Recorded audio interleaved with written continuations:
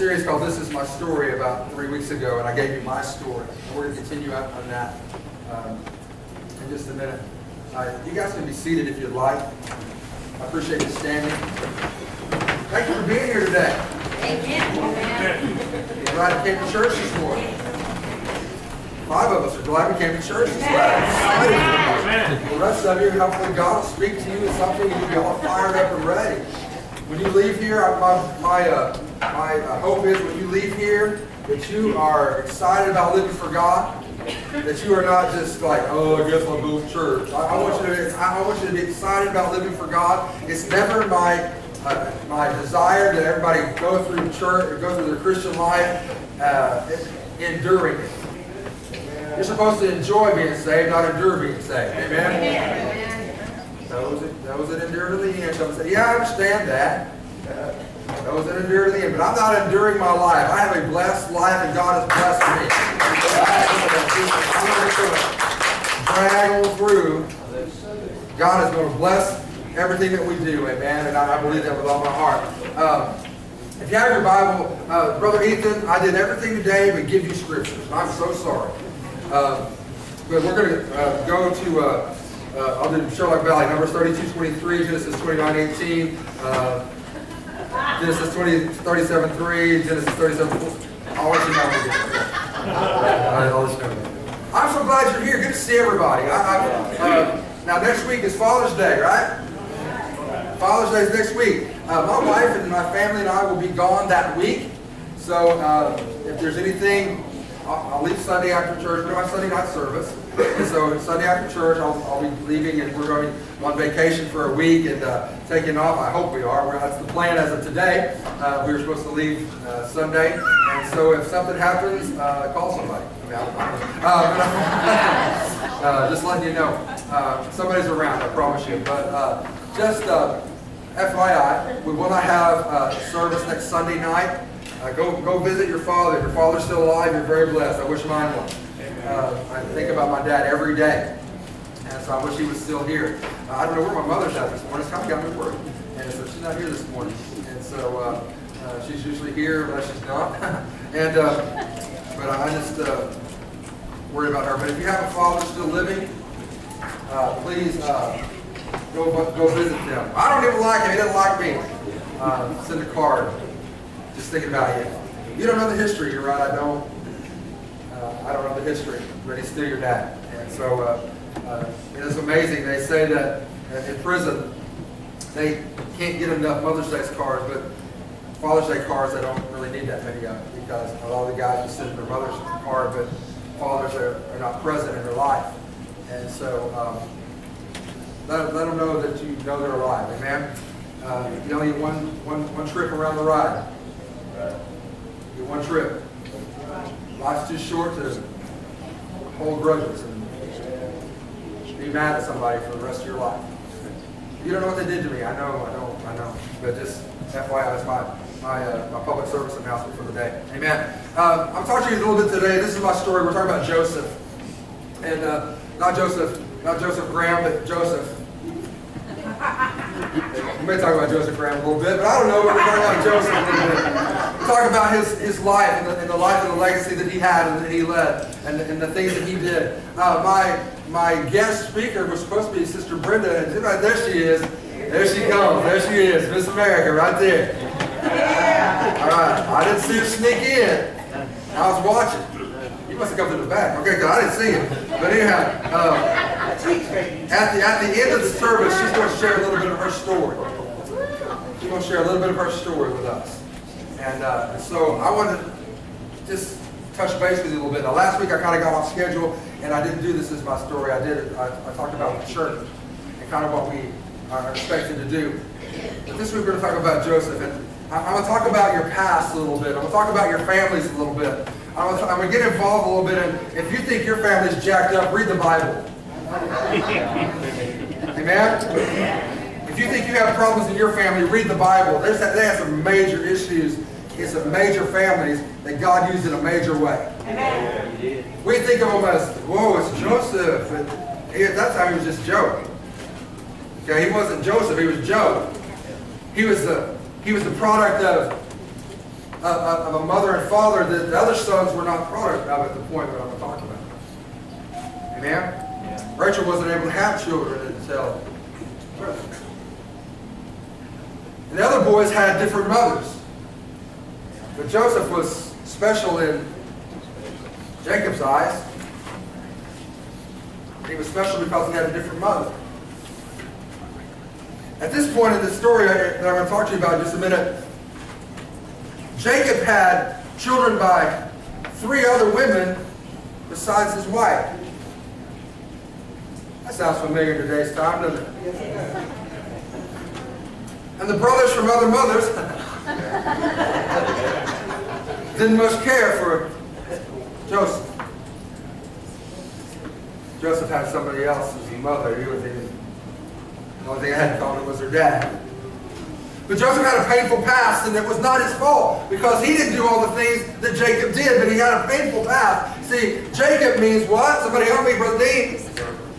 Usurper or deceiver. I think it's so funny that Jacob was a deceiver, but he met somebody in his family that was a better deceiver, named Laban. What do you mean? Jacob, when he had deceived Esau for his birthright, Esau found out about it and said, I'm going to kill you, skinny little boy. I'm going to break you in half. And Jacob took off running. And he went to his brother's house named Laban. And he fell in love with a lady named Rachel. And he said, Laban said, all right, I'll let you marry, but you got to work 7 years to get her. Rachel must have been a hottie.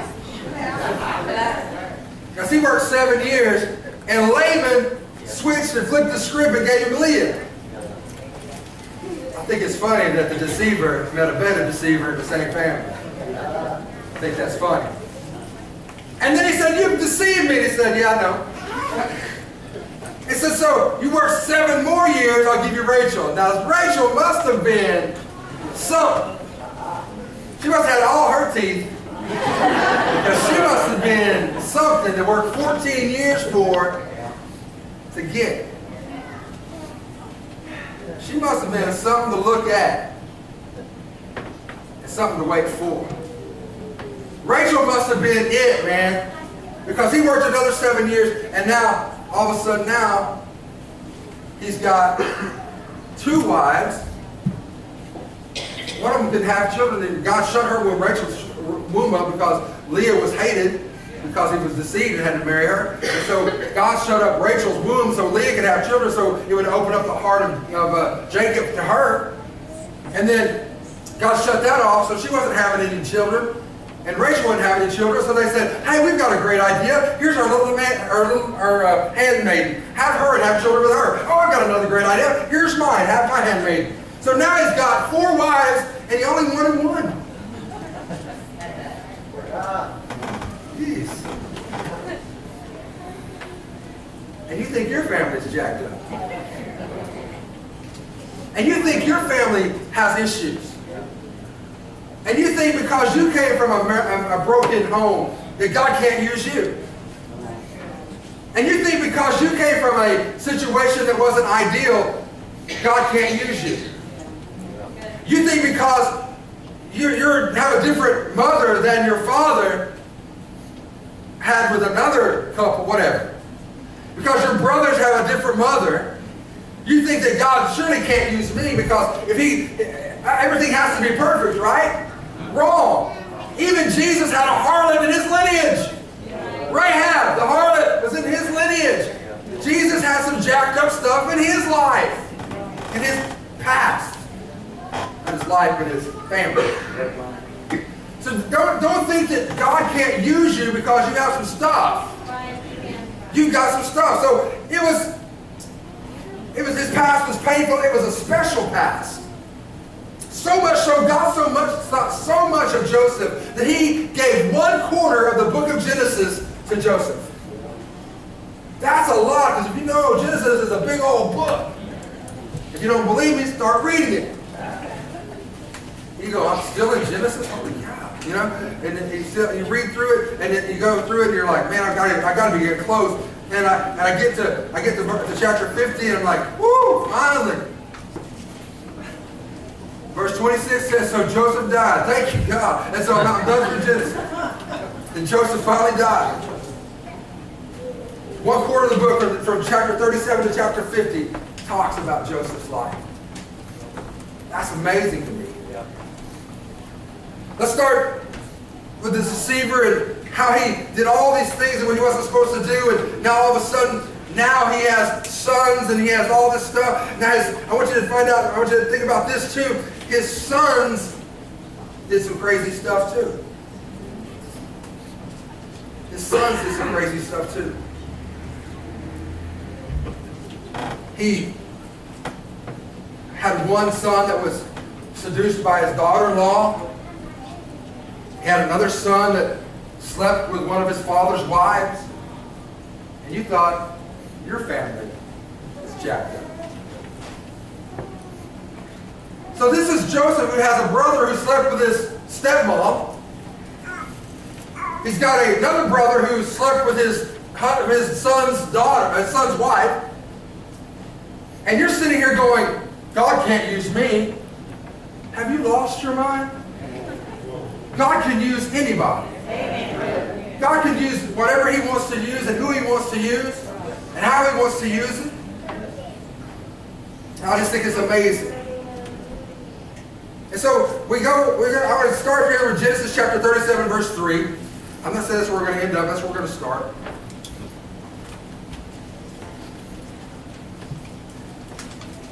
It says, now Israel is Jacob. We know that. I'll get to that in a minute. But Israel is Jacob because Jacob had his name changed. Now Israel loved Joseph more than all his children because he was the son of his old age, and he made him a coat of many colors. The story of Joseph is that he was his father's favorite and his brother's most hated. The story of Joseph is that his dad said, not only did he give him a coat of many colors, but that coat signified he was going to give him the birthright, if you will, of the family, that he was going to be the leader of the family, and the older brothers were not going to be the leader of the family. And if you don't know, that's just not the way it worked. But it signified his favoritism toward him. The son of Rachel, the other brothers had different mothers, but he was the son of Rachel. Jacob gave Joseph a coat and showed his favor on him. So here's Joseph having a coat of favor. You better ask yourself if you can handle being favored by God. You need to ask yourself, can you handle God's favor on my life? Because if I have favor on my life, what happens is this, is God begins to make you stand out a little bit. And when you stand out, it's not all about applause. Sometimes it's like that. Sometimes when you stand out, it's just giving somebody a good target. Because I'm going to jack him up because I hate him because I ain't him. Somebody help me just a minute. Jacob gave Joseph his coat and showed his favor. It showed Jacob's intent to Joseph. In chapter 37, verse 4, it says that when he saw his brothers saw him, that their father loved him more than his brother, they hated him and could not speak peaceably unto him. Can I share something with you? Now, some of you, people hate you because you're just a jerk. But some of them, just kidding, jerks can go crazy. But some of you don't even know why your family doesn't like you. You've done nothing to anybody. You don't think. You've asked and they can't peaceably talk to you. You ask them, is there something I can do? No, they just don't like you for whatever reason. Can I share with you maybe that God has something in your life that He needs you to do, and that spirit that is dwelling in them doesn't like the spirit that God has dwelling in you, and something happens in your life, and now all of a sudden, they don't even know why they don't like you, they just know they don't like you. And so here's Joseph, whose brothers can't even speak peaceably to him. They can't even say, "Hi Joseph, how are you today?" Then their thought process is, "Hi Joseph, wish you'd die today." Hi, Joseph. Oh, you made it through the night? We're going to have to plan better. Hi, Joseph. You still have self-esteem? You still wearing that coat? Because I'm not going to let you rule over me. Joseph, his brothers, they hated him so bad. In verse 18 and 37, they wanted to kill him. They wanted him to die. Now, I don't know if you've ever hated anybody like that. I know y'all haven't because y'all all saved. But I'm just saying, I don't know if you've ever hated anybody to the point of death, to where you didn't really want them to survive. You didn't want to say it out loud, but you didn't want them to survive. And so I just don't know if you've ever hated anybody that bad. But let me just share a thing with you, that even though you don't like them, God still loves them. And even though you don't care for them, God still cares for them. Even though you don't want to see them prosper, God's word says, I will prosper those who serve me. Even though you don't have any relationship with them, God still has relationship with them. It doesn't matter. You know, God's not walking around wringing his hands saying, oh, they don't like them. He's not. So the story goes on that they didn't kill him because it was Reuben that said, let's not kill him. Let's just put him in a pit. But they did sell him. They didn't kill him, but they sold him. That's almost worse. They didn't put him out of his misery, they just made the misery last longer. They made him feel, now think about this, if your own brothers got you, beat you, threw you in a cistern that didn't have any water in it, threw you in a pit, along came a band of Ishmaelites and they're driving by and you say, hey, we got somebody we'd like to sell. And they give you money and you see as your brothers push you and hand you over to somebody they don't even know, and that's your flesh and blood, that says, we don't want him anymore. Can you imagine how it would feel to stand there as they walk away laughing and giggling because they got the money for him, as you are chained and placed in the wagon or whatever they had at that time to take them, as you're placed there and you watch as they begin to get smaller and smaller, hoping that somebody will run back and say, no, here's the money, we have to have our brother, and then that hope leaves as you see the last speck of them disappear. As you know now, your whole life has changed, and you are still your father's favorite, but he doesn't even know you're alive anymore. Can you imagine how your life would change as you looked and watched as your brothers laughed as they went away with you and they took you toward Egypt? How would you feel? So we don't ever read the Bible, we just read it. But you have to place yourself in the story. How would you feel in this story? If they didn't care anything for you, if your family walked away from you, if nobody loved you, nobody cared about you, and you felt so very alone that you didn't know what you were going to do or how you were going to do it, all you knew was now your life has changed. Now you're a slave, and you didn't even do anything this morning but get up. And now you're a slave. But here's what I like about it. The Lord was with us. The Lord was with him. Joseph was bought by Potiphar.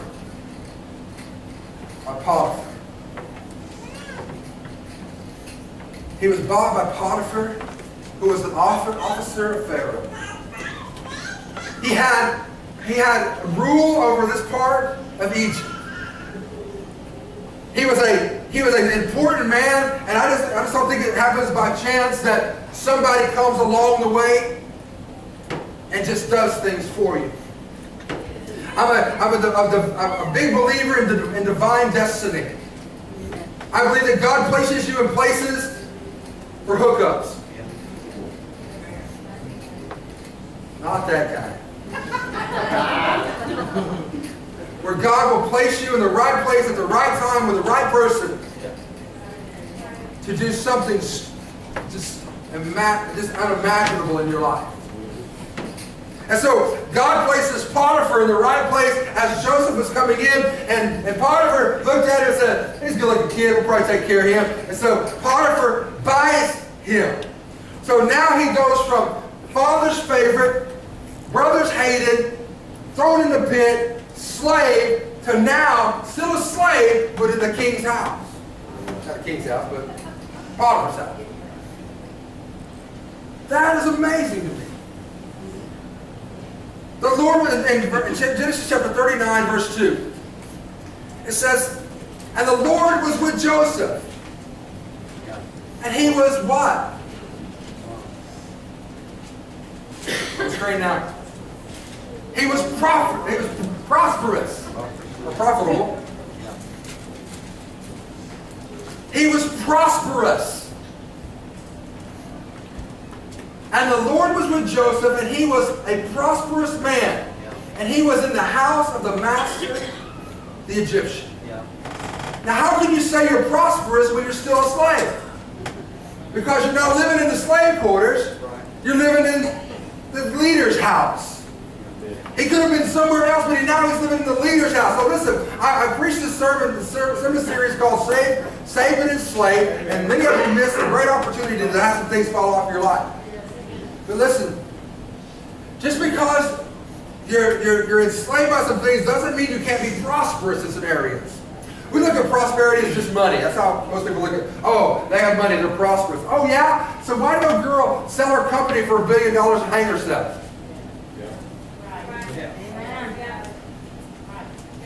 Why did the guy from CNN, the chef guy, 61 years old, end his life? Because you can be prosperous in one area and totally destitute in another. You can have all the money in the world and be empty inside. You can have no money at all and just be full of God inside. You can have all the above. It's an array of prosperity. Listen, what happens, what I want to get across to you is this, prosperity doesn't equal dollar signs all the time. Amen. We look at, I got to have more money so I'll be prosperous. No, not all the time. Not all the time. It's kind of the concept of the fish, giving somebody a fish or teaching somebody to fish. If I don't teach you how to fish, you're never going to be prosperous. I don't care how many fish I give you. You're never going to be prosperous if you don't learn how to do it by yourself and for yourself.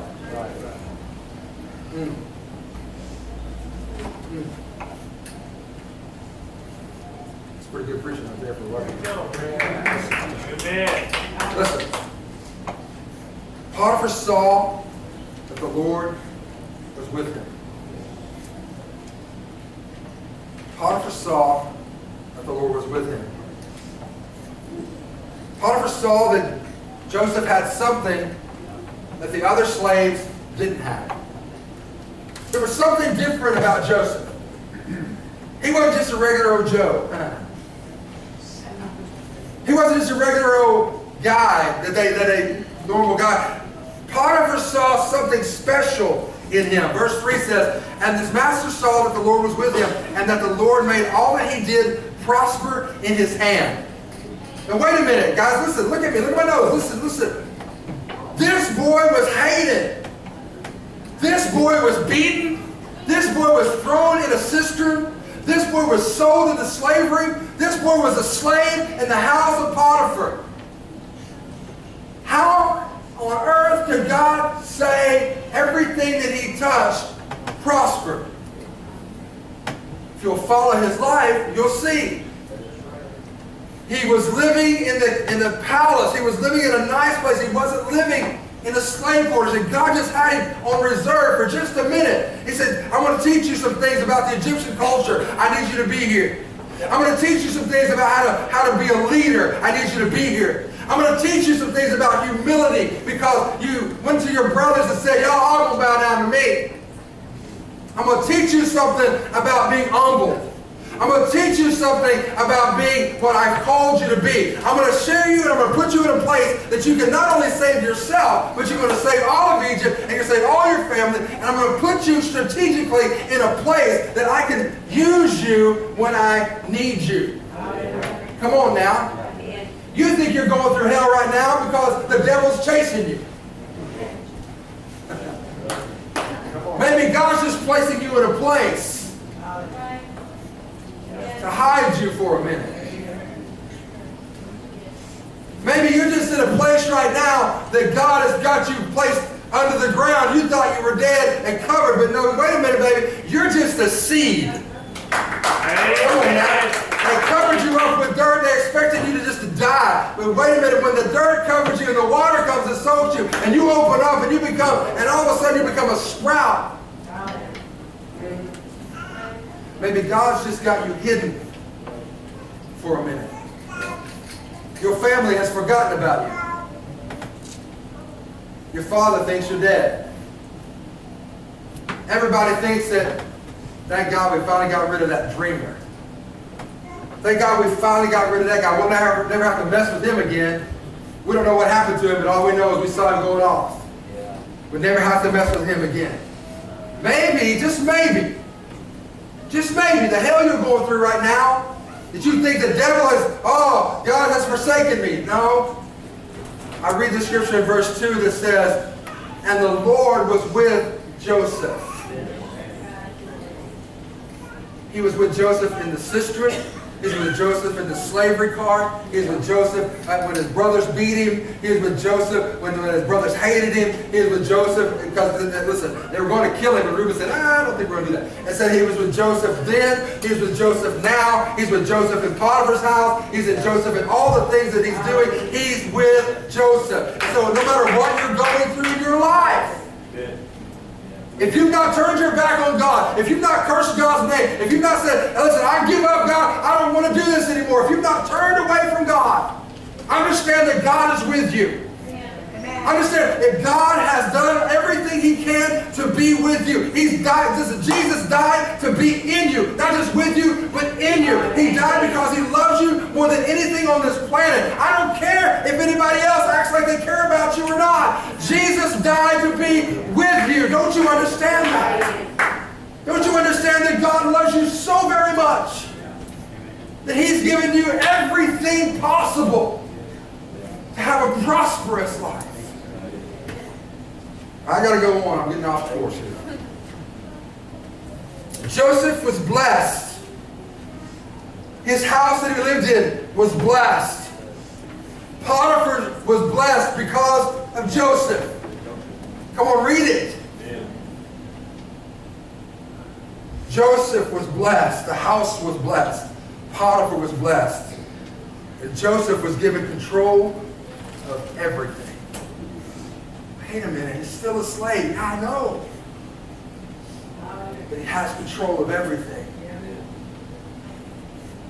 In Genesis 39, verse 12 through 20, you can read the story about Potiphar's wife. Potiphar's wife.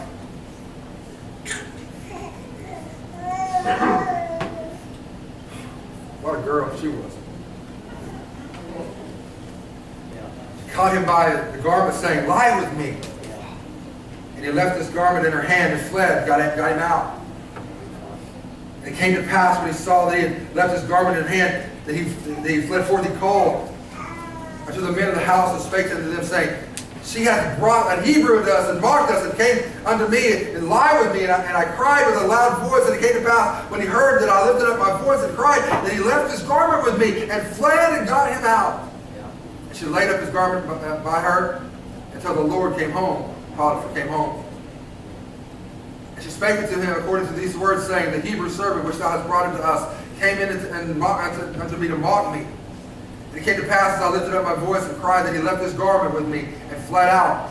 And it came to pass when his master heard the words of his wife, and as she spake unto him, saying, after this manner did my servant to me, that his wrath was kindled. And Joseph's master took him and put him into prison, a place where the king's prisoners were bound, and he was there in the prison. Wait a minute. Time out. Hold the phone. Wait a minute. You're telling me I did everything right? I didn't sleep with Potiphar's wife. I fled. She lied on me, and now I'm in prison. God, that's not fair. How many in here have a that's not fair spirit sometimes?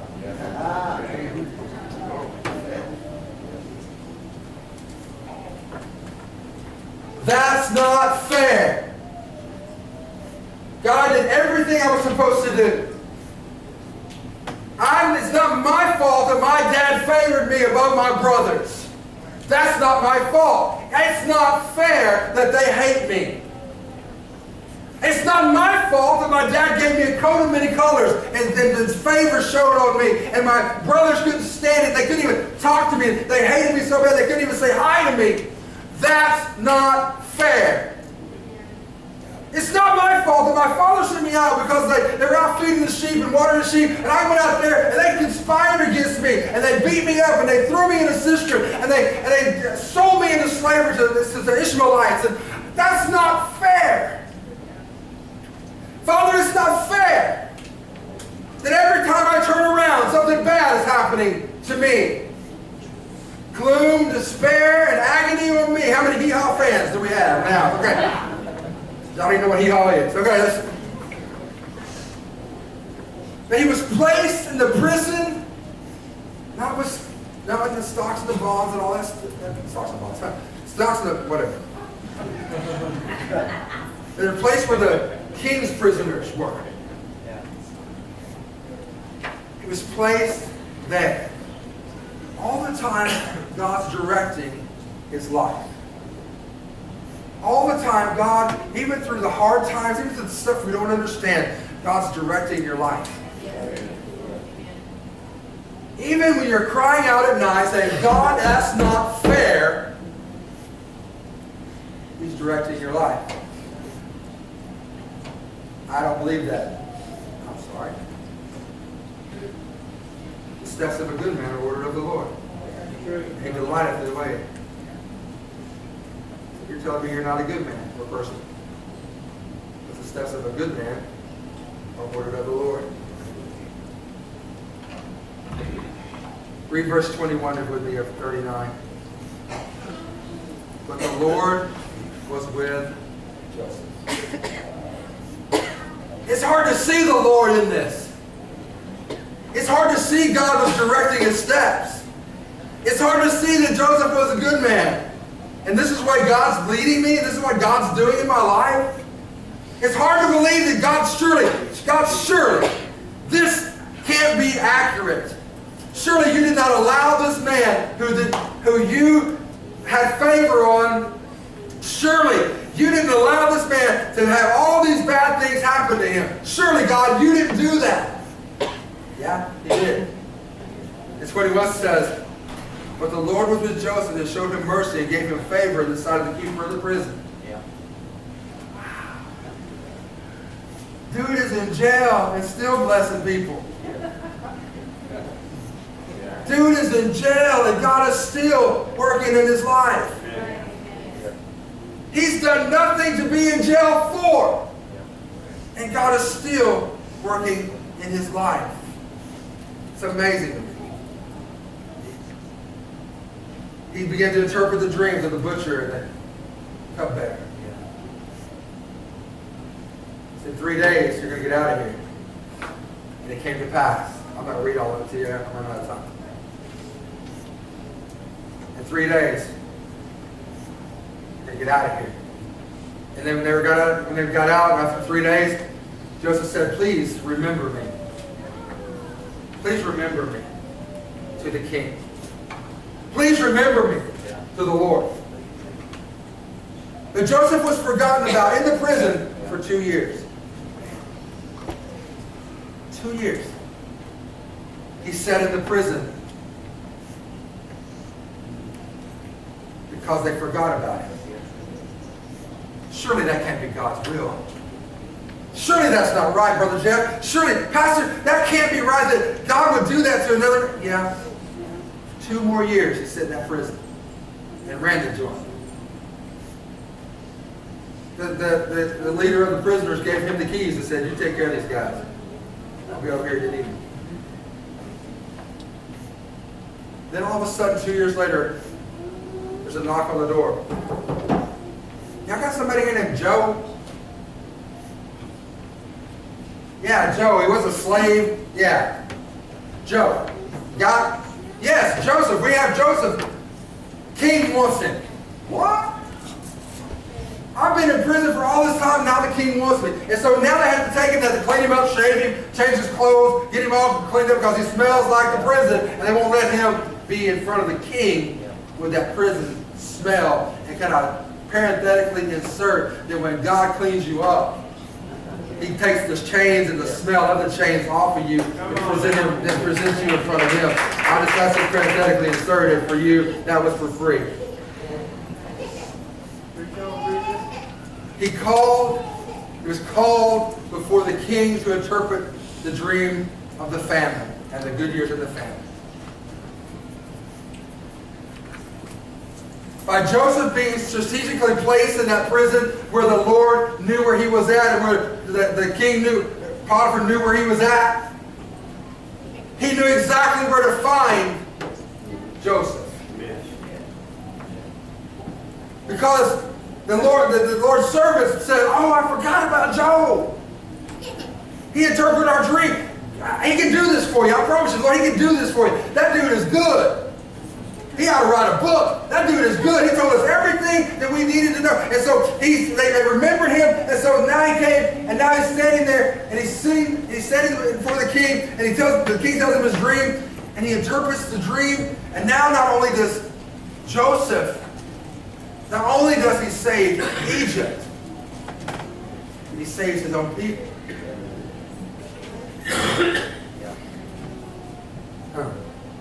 He's elevated to ruler again.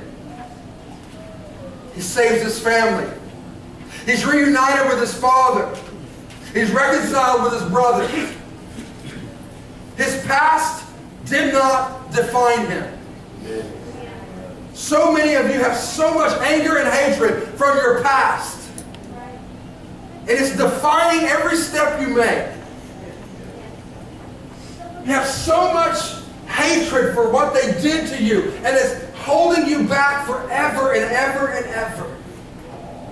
Can I share with you? Don't let it define who you are. I know they walked away from you, baby. I get it. I understand they hurt you. I understand that. I understand that that lady hurt you, and you thought you would love her forever. You thought she would love you forever. I understand that it hurt. I get it. But let it go. You cannot bring her back into your life. That's been 25 years ago. You wouldn't want to see her now anyway. He's bald and fat now. He doesn't look like the picture that you have by your bedside. Your parents grow and they change. They understand. They blew it. They get it. There's not an opportunity to fix that, the past, but there's an opportunity to live in the present. Amen. You hear me? Oh, I forgot to tell you about Jacob. The reason Joseph was so solid is because Jacob had an experience when Joseph was still a small child. Jacob was a deceiver, and Jacob was all these things, and it's all true. He had a jacked up life. But one night, he came across somebody that changed his life forever. One night he wrestled with the Lord all night long, with the angel of the Lord all night long. One night he wrestled and wrestled and wrestled, and the angel of the Lord finally said, "Get off me!" He said, "I ain't letting you go." He wasn't having him in a half Nelson, full Nelson, something. He had him in a sleeper hold. They were checking him. Amen. They're checking him. It's almost over.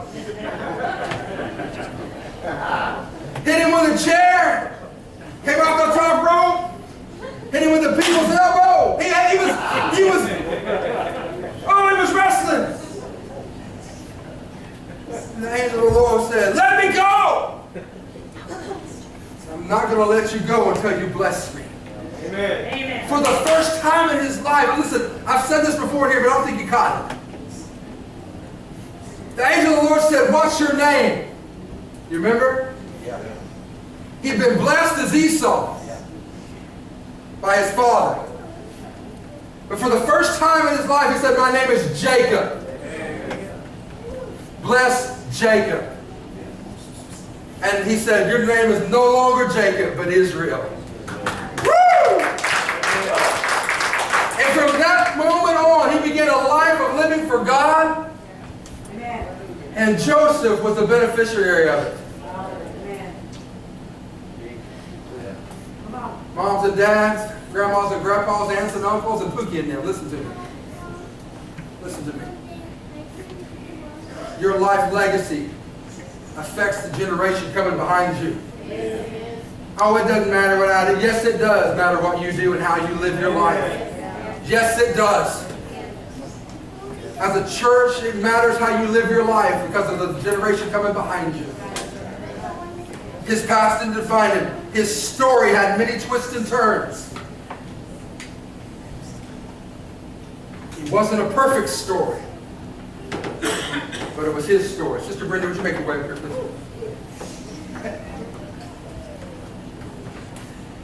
We don't get to write our story. But in some way, maybe we get to write a verse. If you want to hear a great poem, Walt Whitman.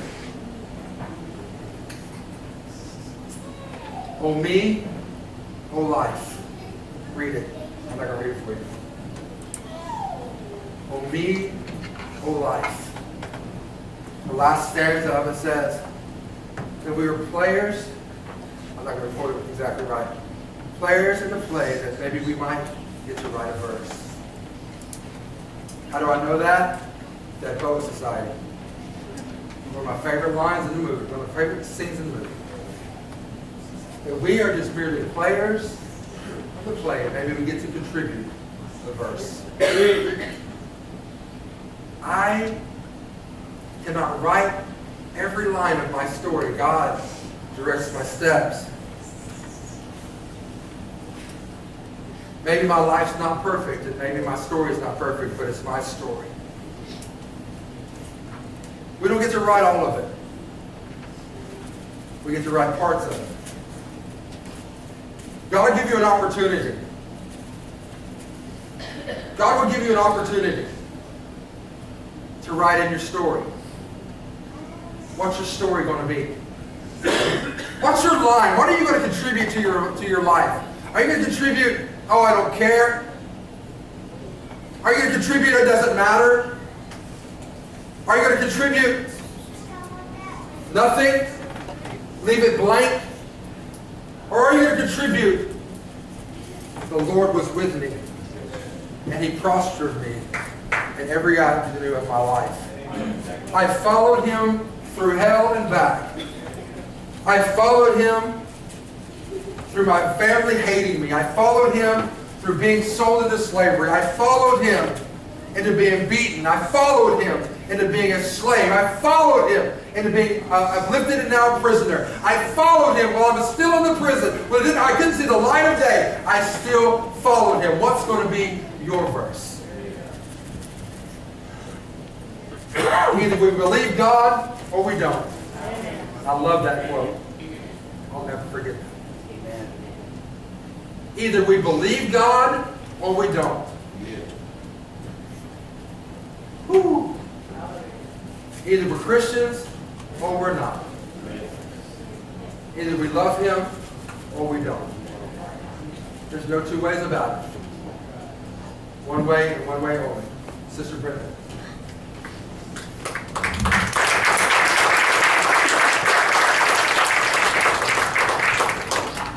Praise God. It was an awesome word, wasn't it? Amen. He asked me to do two things. To give you my testimony about how I got saved. Now, it's real simple for me. Now, I haven't been in jail and these big things, and then the second one is when I had a cancer threat. But the first one was, anybody ever heard of Ernest Angley? Amen. Anybody ever heard of him? Ernest Angley, yes. Ernest Angley, okay, and he wrote a book called, yes, sir. He wrote a book called The Rapture. Okay, and that was years ago. And you ever hear anybody saying, oh, like when I go poop, that was scary. How have you got a lot of hell in you?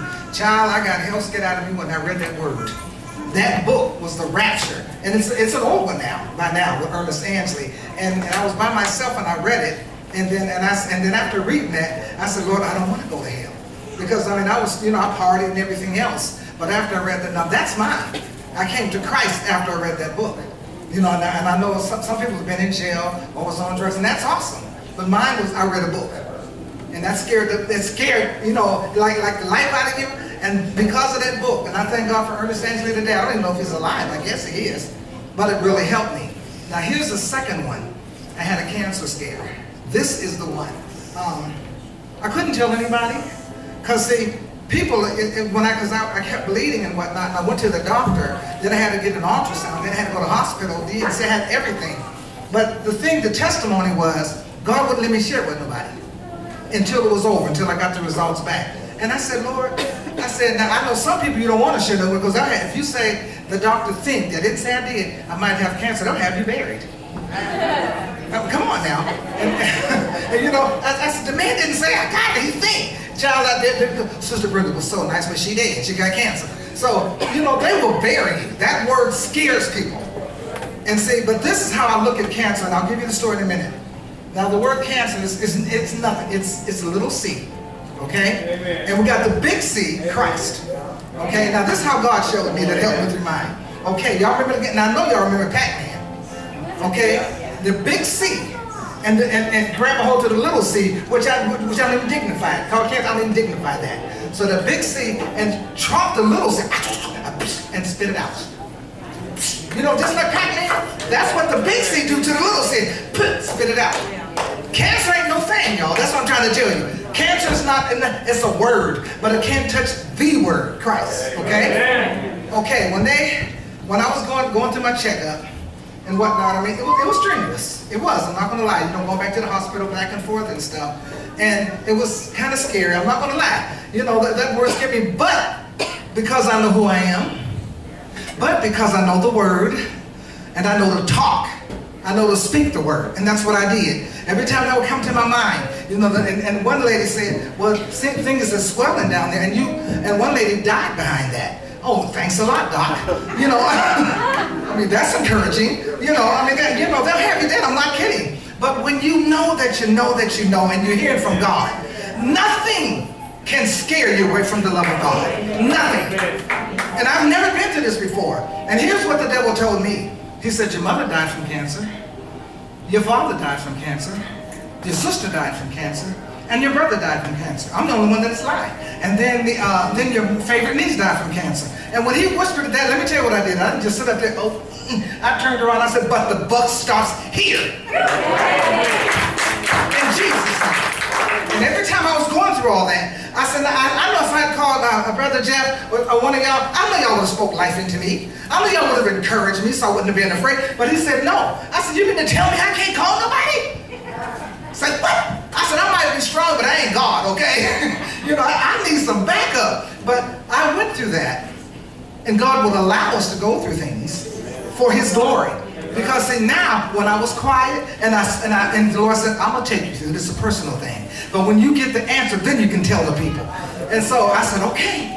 And so each time the word cancer comes, I said, I'm covered in the blood.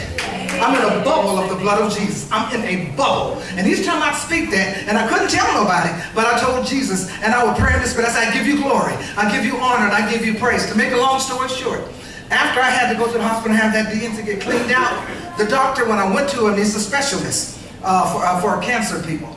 And I went to him and he said, ma'am? No, he said, Miss Townsend. I said, sir.